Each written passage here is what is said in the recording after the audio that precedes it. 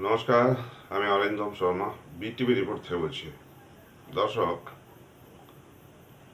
রাজ্যপাল মুর্শিদাবাদের পরিস্থিতি বিচার বিবেচনা করে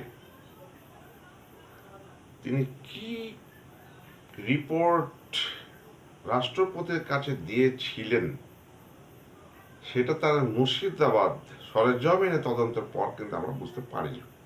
তারপর তিনি সাময়িকভাবে অসুস্থ হয়ে হাসপাতালে ভর্তি হয়েছিলেন।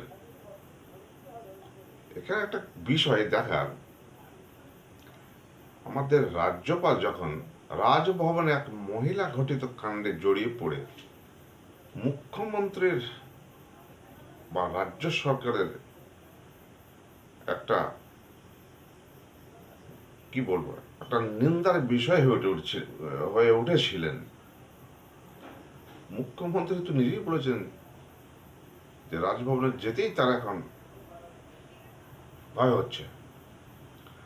অথচ সেই মুখ্যমন্ত্রী রাজ্যপালের অসুস্থতার সময় কিন্তু বারবার তার শারীরিক অবস্থার খোঁজ নিয়েছেন বা হাসপাতালেও দেখতে গিয়েছেন। এখানে একটা পরস্পর বিরোধী যৌক্তিক অথবা অযৌক্তিক ঘটনা ঘটে গেল। কিন্তু প্রশ্ন হচ্ছে, রাজ্যপাল যদি রাজ্যের শোচনীয় বা ভয়ঙ্কর পরিস্থিতি নিজে সরেজমিনে তদন্ত করে উপলব্ধি করেন যে রাজ্যের শাসনভার ভেঙে পড়েছে, শাসক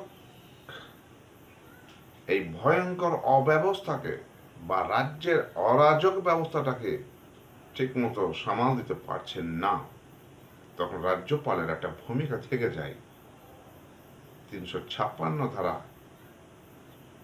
চালু করার প্রসঙ্গে একটা যথোপযুক্ত পদক্ষেপ গ্রহণ করার। কিন্তু পশ্চিমবাংলার বর্তমান যে শাসনতান্ত্রিক ভেঙে পড়া অবস্থা, এটার জন্য রাজ্যপালকে কখনোই কিন্তু পদক্ষেপ গ্রহণ করতে দেখা যায়নি। এখন প্রশ্ন হচ্ছে, একজন ইউটিউবার সংবাদের মধ্য দিয়ে এটা প্রকাশ করতে চাইছিলেন বা প্রচার করতে চাইছিলেন যে রাজ্যপাল তিনি পশ্চিমবঙ্গে ৩৫৬ ধারা জারির সপক্ষে সুপারিশ করেছেন।